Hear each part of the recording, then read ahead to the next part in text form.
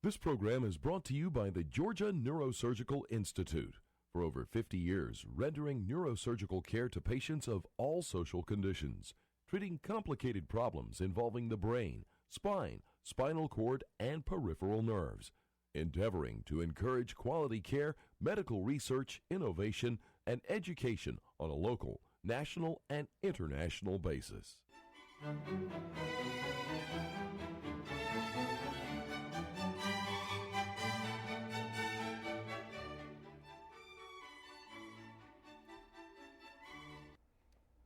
Good evening. My name is Joe Sam Robinson. It's my pleasure to have with us once again tonight Dr. Buck Melton. Happy to be here. A historian of substantial import, a local savant.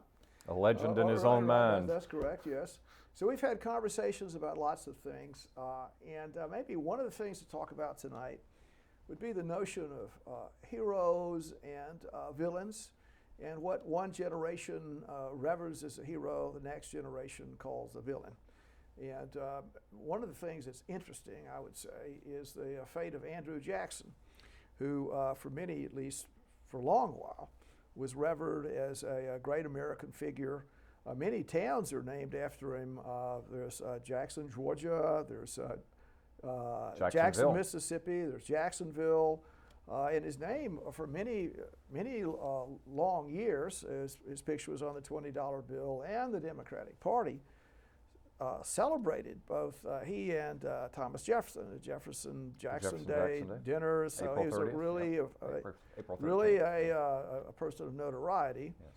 And he's now, I would say, just you can maybe comment on this, that people find it disturbing that he participated in, you could say, ethnic clearances of Indians from the Southeast, and that he was a slave owner and in many ways a character that did not fit the present viewpoint of an ideal America. Yes. And do you have any thoughts about Andrew Jackson? I mean, he wasn't all a villain, was he? I mean, there are many things that recommend him to us. Well, I guess it depends on how you would define villainy, and I guess that deals partly in what objectives that you would like to see a president achieve.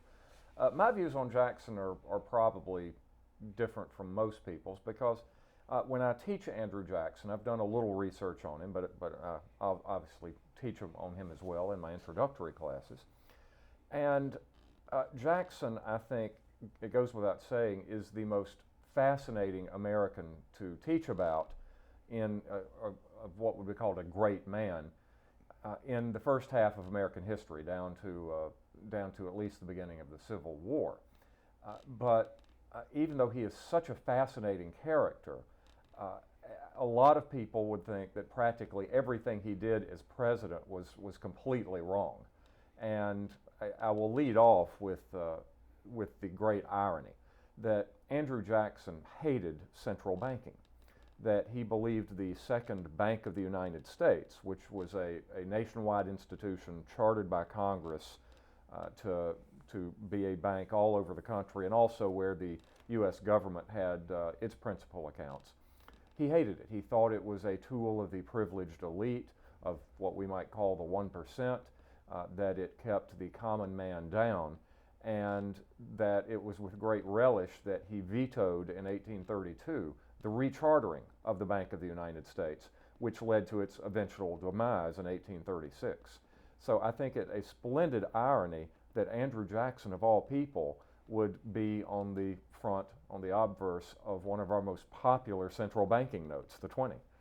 Yes. So in that sense, I'm not at all disturbed that Jackson will be removed from the 20. I would have been much more upset had Hamilton been removed, who was the founder of central banking. Well, I mean, I guess what we're getting into, in Yes. a way, is what society seeks out heroes. Yes. They want heroes, and the people that they say, well, this is just a tremendous figure.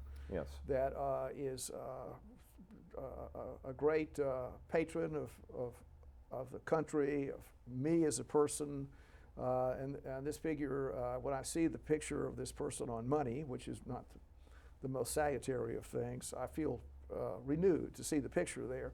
The same on postage stamps. Yes. I mean, or the idea that, and I think if you take it back into coinage, initially the figures of gods were placed on coins, and then the emperor's story was really quite a thing to put a human face on a coin. Yes. And became a really sort of popular way of communicating with people, and also in some ways establishing the almost deified status of a person whose picture is in common use in coinage and then later in stamps. The royal family, their pictures appear on stamps. I think Adolf Hitler had his picture on the German postage. Yes. And the idea is a person that could be called a hero would have their picture there. And now I'm going to throw you a little pitch here. What exactly is a hero? What is a hero? What is that? How does one become an heroic figure? Is that, and then stop being one? Well, of course, if you take it back to Greek mythology, blood relation to deity was certainly a part of the qualifications, and some sort of ability over and above that of a member of the rank and file. I think to bring it down more recently to Thomas Carlyle, he wouldn't really use the word great, wouldn't use the word hero. He would use the more pedestrian term, but perhaps more inclusive, great men. And I think in the Carlyle sense, when we use that word great, it doesn't necessarily mean good. So in the Carlyle sense, Hitler and Stalin would be considered great men because they were shakers and movers. And the opposite to that would be a sort of chicken and egg question. Where did these great men come from? Did they themselves make history, or were they made by it? Were they the products of social movements? If you had taken a great man, such as Hitler or Churchill, to take someone more palatable to most of us, and put them in radically different circumstances, radically different situations, would they have still risen to the top and had the kind of influence that they did? Well, we could bounce the basketball on Carlyle, but I think one of the things he talked about would be event-making men or women, and then eventful men or women. Yes. So a person what was your life like? Well, I had a lot of interesting things that happened. I was at Pearl Harbor, and then let's see, kind of like who's the Woody Allen character, Yes. Skellick or whatever. Yes. I would have chosen Pug Henry from Herman Wouk's Winds of War. Right. Well, a person that's just there, but then the Yes. other person is causing all of those things. But so what I think I'd like to get into a little bit is you have the people that are maybe they've got some kind of extraordinary energy and charisma. The idea that they're sort of demigod figures in a way, in their ability to influence things. They've got qualities that stand out among humans, and they often cause change, and the way they cause change is they sort of are in the position to sacrifice themselves. So to be an event-making person, I mean, I think the normal restraints that exist have to be tossed aside. You can't just worry about, I've got to pay my mortgage next month, or I need a new pair of shoes, or I don't want to hassle the boss. Yes. But people do extreme things.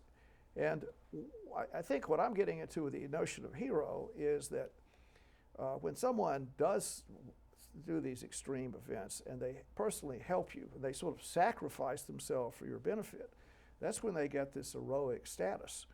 And then they have a particular relationship with people, their memory or what they stood for. It's like a totem. So you're saying they changed the paradigm, perhaps? Well, they do, but and for lots of, you get pretty complicated about that. Ideas and things are very, concepts are very tricky things to grapple with. But if you look at a picture of a person's on a quarter, or George Washington's picture is there, then you have a sense of a connection with this mythological figure that was doing something good for you. It's like an angel in your closet. There's a person that's there to help you, and the memory of that is good. And so having these figures are important to people, and maybe all societies need them. They always need heroic figures, however they can be obtained. And then the issue I think that's interesting with Andrew Jackson is a person that in past generations would be I mean, you made the joke about being on the $20 bill, but picking your time 50 years ago or whatever period of time you'd like to pick. Well, this is a very inspiring type of person. I think he was slashed allegedly by a British officer when he was 13. Yes. He fought 10 duels. He defended his wife's honor. And then there's even a song about the Battle of New Orleans, and Andrew Jackson was there. The British kept coming or whatever. Yes. So he was like this tremendous American figure that made the country possible. He was the and that was the idea. Yes. And now there's no longer, he's not an heroic figure. We see the flaws. We see the flaws. Well, we could see, we could see the results of his actions. I mean, so every action has its up and down, yes. And there are aggrieved parties and parties that benefit.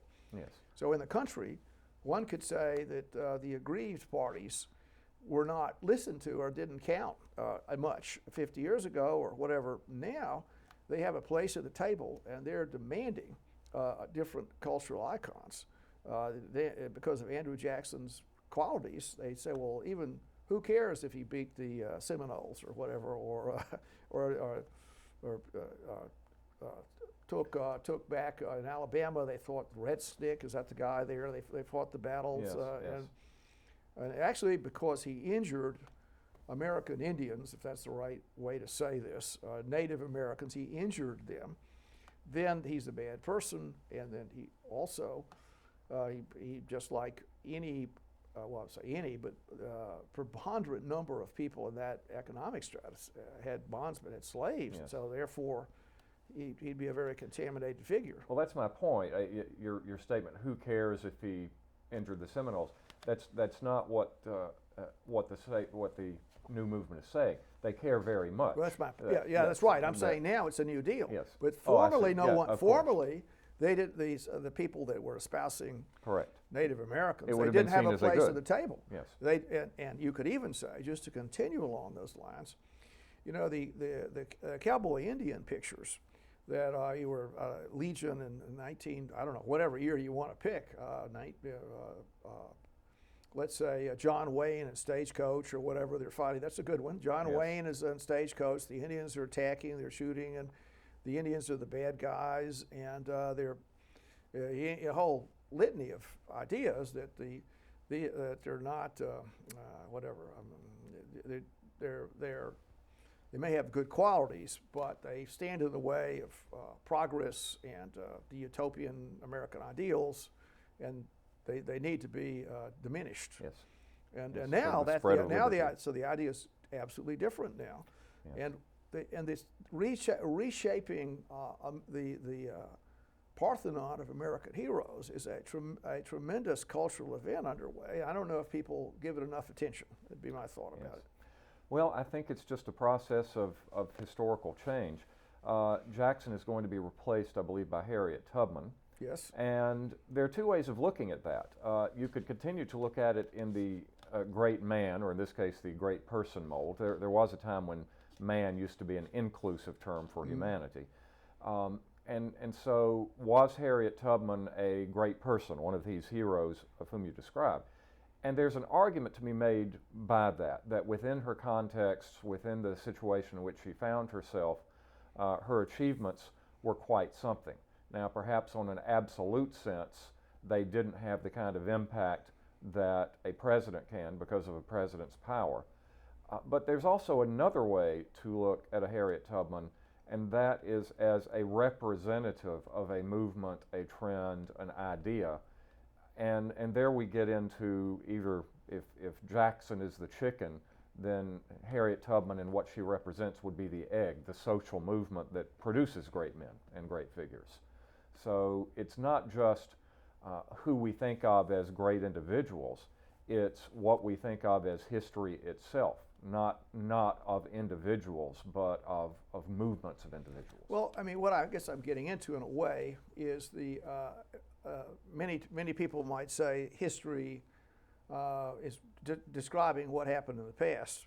And that's what it does, but actually it's something a lot more complicated, doesn't it? It attempts to reconfigure the past to make a present-day point of one sort or another. Yes. So what actually happened is somewhat irrelevant, I would submit, in regards to popular mythology. So the myths are being created constantly, and some myths rise up, and some are being destroyed or tossed in the garbage heap of history, Yes. which maybe that's where Andrew Jackson is being tossed. And then so new icons appear, and whether or not these icons really, whatever they did or didn't do, is maybe suspect. What they were good or bad, but they're at least some part of their life story Yes. is worthy of attention and gratitude. Yes. And so the idea is, this is a huge thing in America, is that the whole notion of what the country is being reflected in you could say the currency, or the idea of what the country has to forget and create, if you want to say it that way. I mean, and we're seeing those tensions playing themselves out every day, are we not? Yes. Well, this is an interesting thing. Let's look into it this way. When you were talking about, for instance, the role of sacrifice in the hero, let's take the example of someone who throws himself on a hand grenade, and I Yes. believe it's Rodney Davis. That's is right, yes. Correctional American. Let's compare what he did with something that was done by William McKinley. Yes. Now, William McKinley was a combat veteran. He did some good things during the Battle of Sharpsburg or Antietam. Or let's take somebody even more obscure, President Warren G. Harding. Yes. Who is more heroic? A president named Harding, whose decisions, by definition, had huge impact, or Rodney Davis, who threw himself on a hand grenade to save his buddies? And yet, who do we celebrate? And well, we don't really celebrate Harding, but you find Harding's name in a lot more history books than you find Rodney Davis's name in. And yet, I think when you look at the facts of it, Rodney Davis did a much more noble thing, a much more self-sacrificing thing than something much more to be emulated and remembered than anything that Harding ever did. So, how do we pay honor to that? Why is it that we pay so much attention to presidents? It's an interesting thing. We just say, well, you're in that role, you have the ability to have that massive influence. So does that just, by its very nature, qualify you to be a great man, regardless of whatever personal shortcomings you have, regardless of whatever weaknesses you have, regardless of how poorly you may carry out your trust? Well, all right. Now you've entered an interesting room. You've opened the door to an interesting room. That is that, looking at heroes, looking at figures of power, you could say a president would be a figure of power. But to obtain that power, all sorts of reprehensible behavior has to, I would submit, has to occur. So it would be very unusual, I guess it's possible, that a extremely meritorious person arrives in the halls of power without sin, has there's nothing that's ever happened that he's been unworthy, and it almost demands some degree of knavery to be a powerful person, some degree of some kind of something. Yes. That where in the rise to the top of the greasy pole here, there's some person was injured or something a little less noble happened. So on the other hand, a person that's the one moment in their life where they obtained martyrdom or they sacrificed themselves, just that pure moment recommends themselves through our recollection. Just that one, and the other parts of life, they're somewhat less obvious, and are uncontaminated by a pursuit of power or anything. Yes. So that's our system. But more important to me than that is what historians want to talk about, or the need to mythologize people. And so it seems to me one of the things that happens is each generation creates these myths, these great noble people that have arisen, and then there are all these great merits attached to them. And then when it's necessary to take them down, contrary opinions occur, and their image is diminished. And I think we've mentioned Andrew Jackson. Another person maybe that could be mentioned would be Thomas Jefferson. So the idea of, and probably the most I guess one of the most substantial things is Thomas Jefferson's the fact that he was a slave owner, and that he, as Sally Hemings was his girlfriend, shall we say, Yes. and he used his power to, at least that's the idea, to sexually inflict himself on his bondswoman. It's sort of very ignoble kind of thing, and so he's in many ways it's been substantially debunked, if you want to use that phrase. And you could go right through anyone, pretty much, that the past generation might have put. The debates over Woodrow Wilson and Yes. and the things named after him at Princeton at this point. I mean, just Right, you're seeing right. this all over the place. Well, it's now, finally, do you think Abraham Lincoln has been spared, and if so, why? I mean, is anyone debunking? Have you heard anyone criticize Abraham Lincoln ever? Well, among true unreconstructed Southerners, I've never heard the criticism stop. But I mean, it's yes. unusual. I mean, it'd be very, yes, it was certainly in generations going by. But the point is that, Yes. that what's happening is some figures are being held, and being humans, they're just full of all kinds of, if you pursued it, all Yes. kinds of ignoble activity. And Yes. Well, this is, I think, why progressivism and why historians who are left of center actually prefer the egg to the chicken. They prefer the mass movements because you can gloss over the individual weaknesses of a member of the crowd and just look at the nobility behind a movement. And you see this in example. Well, look at Copeland during the Great Depression. Fanfare for the common man. Yes. We don't have to sully ourselves with the various weaknesses and sins and peccadillos of each individual common man. We can just gloss that over in the general nobility of the social movement. Yes. I think, given time, every individual great figure or heroic figure is going to be taken down a peg and substituted with another one. So, Yes. 100 years from now, will we be digging up dirt on Harriet Tubman? Will somebody be doing that? Who knows? Well, it would depend. So, It yes. would depend. I mean, as to what the societal situation is at that Yes. time. So it's almost like and particularly as change is occurring so quickly. So we have this exponential increase in change, and the role of, I guess, heroes and villains, I mean, it's like a revolving stage. I mean, who'll be the next hero? Who'll be the next villain? I mean, in the hyper coming down the line. Yes. It may be what... He struts and frets his hour upon the stage and is heard no more. Yes, that's right. And so you could make a comment. Well, let's say Shakespeare. I'm trying to think. Well, now Shakespeare might be considered a really great person, a noble person, all these good qualities. But some people would say, well, this is too ethnocentric. This is Yes. not the kind of He's person we should be. He's a dead white European male, so that's right. And, they've had their season, and so it's we need time to a move on. new wisdom. Well, it's a complicated world out there, isn't it? About Yes. about what happens. I think Shakespeare will hang in longer than most, simply because his writings are so varied. And if you want to be an anti-Stratfordian, you'll say there was no Shakespeare, and that you're reading the works of several different playwrights there. So much the better. But you can read so much into them, regardless of where you're coming from. You can essentially make Shakespeare into what you want him to be. So I think that gives him a longer shelf life than a lot of other people. Well, possibly. We're picking heroes and picking villains. So can we pick any kind of great? We talked about heroes. Who would be a great villain? Who is a great villain? I mean, can we name or are we in a situation where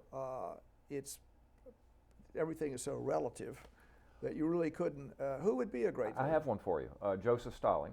Yes. And I remember I was reviewing a textbook, more than a few years ago now. These things didn't slip, but 10 or 15 years ago. And Stalin made Hitler look like a beginner. This is something of which Americans are woefully unaware, that Hitler actually patterned a lot of his tactics after Stalin, even though Hitler and Stalin loathed and despised each other. Hitler recognized Stalin's capabilities. But Stalin was an order of magnitude more evil than Hitler, if for no other reason, because he was so much more capable of it. And yet, when I'm reading this introductory book on modern European history, it says nothing about that. It simply talks about Stalin in very clinical terms, about him coming to power and trying collectivization. And so we've taken all the villainy out of the villain. So just as we're taking all the heroism out of the hero. Well, I mean, you could also make the case, if you wanted to, you could talk about Fidel Castro. I mean, in other words, how many, if you actually toed up the numbers of people that were killed, the number of people that were put in prison, the sort of general suffering that people went through. I'm not sure what those numbers are, but if maybe anybody that wishes to change a system, I mean, has an excuse that they're acting at a higher moral cause. Yes. So you're looking at both Hitler and Stalin, and I might throw Castro in. I hope nobody objects to that, but I think he's getting a free pass. That'd be my thought about it, as many dictators have. Yes. And it's a little bit disturbing. His field is not as expansive, though, as a Hitler or Stalin. I think that's why he doesn't make the... I'm not sure we have some numbers. I mean, I don't know. I don't know if he's actually... I'll take the point that actually Stalin really killed zillions of people. And, you know, he was a misogynist guy, which brings up a question. If you're a politician, is it better to be a misogynist or not? I mean, just really so the idea is you have the glad hander and on, but maybe in that world of political compromise and whatever, just to essentially be able to toss people in the fire without any regrets. Yes. Does that give you a political advantage? I mean, is that maybe it does. Any comments about that? I mean, well, to quote Stalin, he once said, "Gratitude is a disease of dogs." Yes. So, and he died in bed, and I don't even think anybody helped him along, as he probably helped along via Lenin. So, well, you know, in his death, actually, it's a rather interesting story about Stalin's death. I won't get into my knowledge of it, but apparently he had a big intracerebral hemorrhage, and people were so terrified of dealing with him, they just let him they were just frightened to death of the guy, and he just sort of like lay there dying, and no one would intervene. They were just terrified even to come near him, and then maybe he would in some ways blame them, and it was like this, the power and fear that that amassed itself around him is extraordinary. And it is disturbing, if you want to look at it that way, that the left, if you hear these stories on the left, I mean, you don't hear about these villains.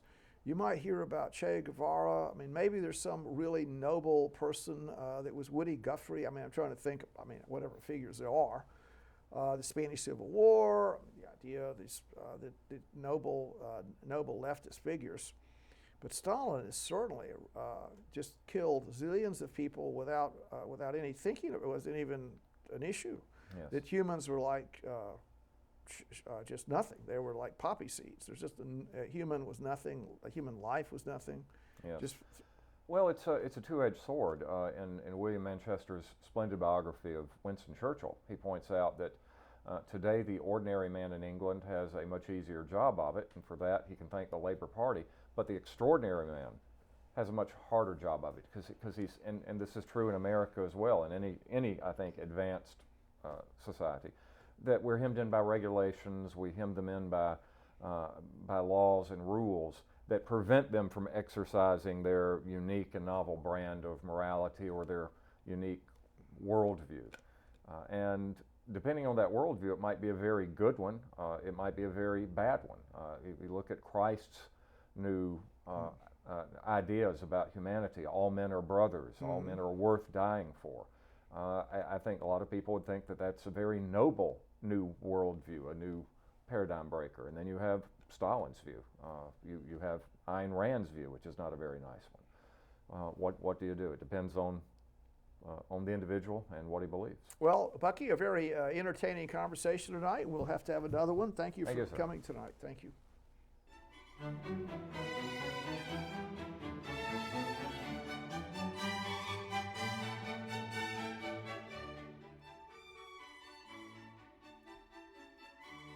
This program is brought to you by the Georgia Neurosurgical Institute.